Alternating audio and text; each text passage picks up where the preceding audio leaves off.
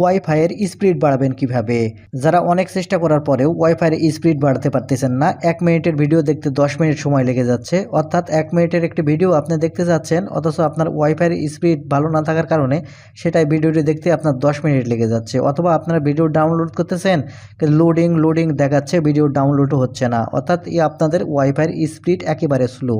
আর আপনার যদি ওয়াইফাইয়ের স্পিড একেবারে স্লো হয়ে থাকে, সেই স্পিড কীভাবে বাড়াবেন এই ভিডিওটি থেকে আপনারা খুব সহজে জানতে পারবেন। কারণ এই ভিডিওটিতে আমি আপনাদের দেখাতে চলেছি ওয়াইফাইয়ের স্পিড কিভাবে বাড়াতে হয়। তো মূল ভিডিওতে যাওয়ার আগে ছোট্ট একটা রিকোয়েস্ট করব, ভিডিওটিতে একটি লাইক দিয়ে দেবেন আর চ্যানেলে নতুন এসে থাকলে চ্যানেলটিকে সাবস্ক্রাইব করে রাখবেন। আর ভিডিওটি শেয়ার করে আপনারা ফেসবুক টাইমলাইনে রেখে দিতে পারেন, কারণ প্রয়োজনের সময় আপনারা কাজে লাগাতে পারবেন। তাহলে চলুন সম্পূর্ণ ভিডিওটি মনোযোগ সহকারে দেখতে থাকুন, কিভাবে আপনারা খুব সহজে ওয়াইফাইয়ের স্পিড বাড়াবেন।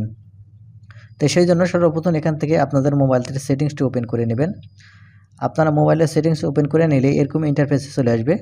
এখন এখান থেকে আপনারা যে কাজটি করবেন, এখান থেকে আপনার যে অ্যাবাউট ফোন আছে, আপনারা এখান থেকে অ্যাবাউট ফোন এই অপশানের উপর ট্যাপ করবেন। ট্যাপ করার পর এখানে আপনারা নিচের দিকে লক্ষ্য করলে পেয়ে যাবেন বিল্ড নম্বর। দেখতে পাচ্ছেন এখানে বিল্ড নম্বর। আপনারা এই বিল্ড নম্বর এই অপশানের উপর ট্যাপ করবেন 7 বার।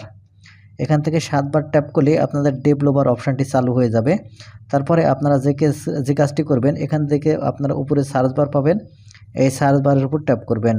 সার্চ বারের উপর ট্যাপ করে এখানে আপনারা টাইপ করবেন DEVE, অর্থাৎ এখান থেকে আপনাকে ডেভেলপার অপশানটি খুঁজে বের করতে হবে। ডেভেলপার লিখে যেখানে আপনার সেটিংস আছে, যেখানে আপনার ডেভেলপার অপশানটি আছে সেখান থেকে আপনার খুঁজে বের করবেন। আর না পেয়ে থাকলে এখান থেকে সার্চ বারে ডেভেলপার লিখে সার্চ করবেন, তাহলে ডেভেলপার অপশান কিন্তু এখানে চলে আসবে। তারপর এখান থেকে আপনারা ডেভেলপার অপশানের উপর ট্যাপ করবেন, তাহলে এরকমই ইন্টারফেসে নিয়ে আসবে।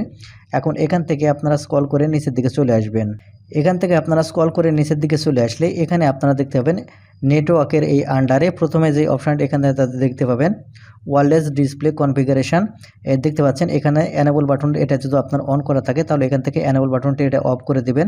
তারপরে এখানে আপনারা দেখতে পাবেন এনেবল ওয়াইফাই ভার্বোস লঙ্গার, এখানে যে এনেবল বাটনটি দেখতে পাবেন, আপনারা যে কাজটি করবেন এই এনেবল বাটনটি আপনারা এখান থেকে অন করে দিবেন। দেখতে পাচ্ছেন এখান থেকে এই এনেবল ওয়াইফাই ভার্বোস এই অপশানটি আপনারা এখান থেকে অবশ্যই অন করে দিবেন।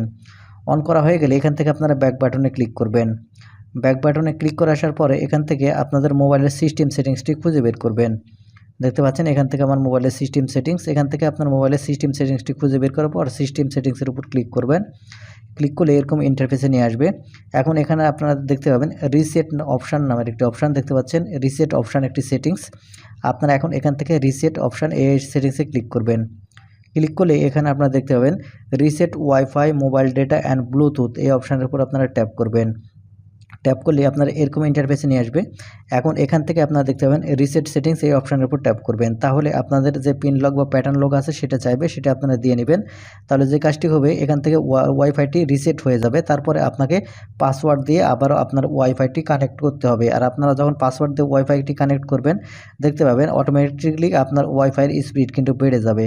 তো বন্ধুরা, এই ছিল আজকের ভিডিওটি থেকে কিছু শিখে থাকলে চ্যানেলটিকে সাবস্ক্রাইব করে সাথেই থাকবেন। ধন্যবাদ।